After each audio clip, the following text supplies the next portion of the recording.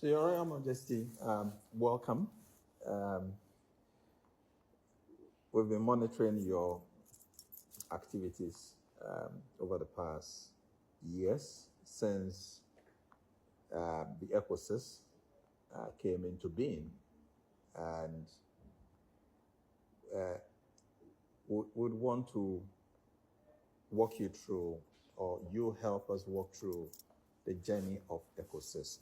I know, as a matter of fact, that on the 1st of August 2019, that was when the ECOSYS was birthed. And 5 years on, 1st August, it should be 5 years. Congratulations.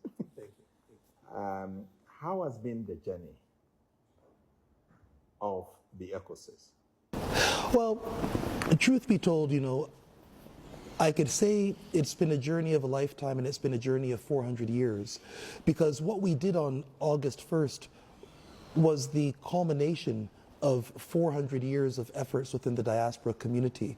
Ever since our ancestors have been taken from the continent, the aspiration of the diaspora has always been to return to the continent and to participate in our ancestral lands. So on August 1st, we created ECO6 as a regional bloc, giving a clear framework by which the 6th region, as region, can begin to interact with the communities across the continent. And so ECO6 in and of itself is the fulfillment of an ancient dream. And when you talk about the journey of the last 5 years, obviously during this time, it's been very exciting introducing the new region to the existing and newest regions on the continent, as well as the leadership of the peoples of the continent on the one hand. But it's also been an awakening process, because we've had the opportunity firsthand to recognize the challenges of regions on the continent and why they may not have necessarily achieved all their objectives that they've wanted to since the signing of the Abuja Treaty in 1991. For example, we've recognized that one of the biggest challenges for the regions on the continent is they don't actually trade with each other as regions. So while on the one hand ECO6 was created to trade with the regions of the continent, we find that the regions of the continent have not had very extensive inter-regional trade dynamics. They've still been very much focused on exporting to Western destinations in terms of raw commodity and resources, as opposed to utilizing region as a hub and space for industrialization. And so in our learning trajectory, we've been learning about those shortcomings, but it's been a great experience. Wow. So you enumerated some of the challenges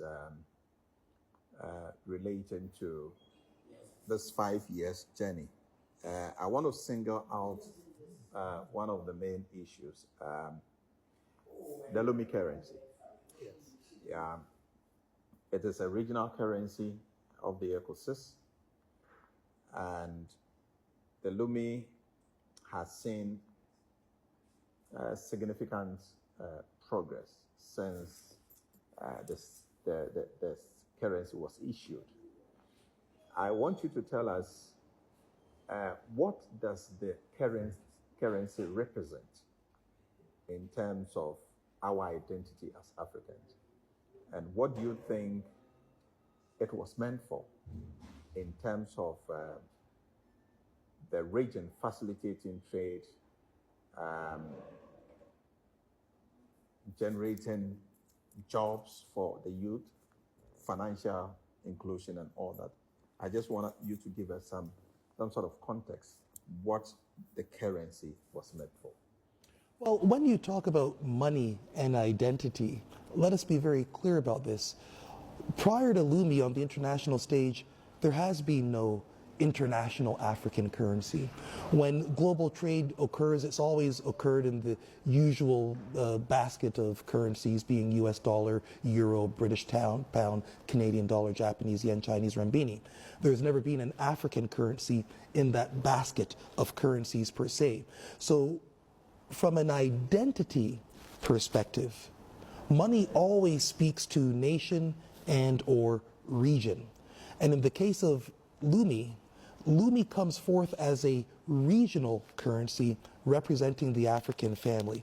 And in its representation, the clear statement that it says to the world is that Africa now has a currency that is ready, willing, and able to not only be amongst the global basket of currencies, but to take a leadership role in terms of its stability and utility amongst those currencies. So that is the first identity of lumi, an African currency coming from the